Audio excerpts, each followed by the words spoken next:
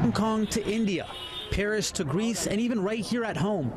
It was lights out for major landmarks in nearly 7,000 cities around the world for Earth Hour, a grassroots movement shedding light on climate change. I'm Nitish Bissonauth in front of a dark Toronto sign here at Nathan Phillips Square, one of the many locations where people gathered to show their support for Earth Hour, a decade-long initiative that encourages people to turn off the lights for 1 hour. Well, when this started in 2007, the focus was on climate change because in Sydney, folks kind of thought, well, our government isn't taking this seriously, and you know what, business isn't taking this seriously, so let's take that conversation that's happening in the conference rooms, let's show people, show them that we care. And showing we care is what many Torontonians did. Happy Earth Hour! In Roncesvalles and Parkdale, many took in a candlelit walk during the hour of darkness, a tradition dating back to 2010. We started off with maybe 32 or 35 people, and now we're in 100 here, 100 in Parkdale, altogether a couple hundred, and we're pretty proud.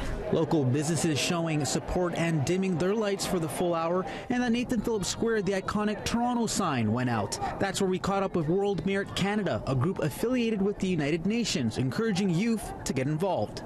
And that's why we decided to create Unplug to Connect, because we really think it's important to unplug from your devices, turn off your lights, and to connect with each other and communicate about that issue. That's where movement starts, with community and talking. Toronto Hydro says they've stopped measuring consumption during Earth Hour because it was insignificant.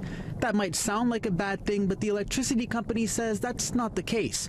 They believe Torontonians are getting better day by day at conserving electricity. In an email, they tell City News, in the last 10 years, our customers have saved the equivalent of about 780 condo buildings. And speaking of buildings, we at City News also dimmed the lights. Not to worry, they went back on just in time for me to finish this story. But dimming the lights isn't the only thing we can do to help. That action can be as small as, saying no to a straw in a restaurant and bringing a reusable container. It can mean changing your light bulbs to reduce greenhouse gases. It can mean organizing a shoreline cleanup, whether it's your local watershed or river or lake. According to the World Wildlife Foundation, 180 countries participate in the annual movement, and last year's event generated 3.5 billion impressions on social media with the hashtag Earth Hour. Nitish Bissonauth, City News.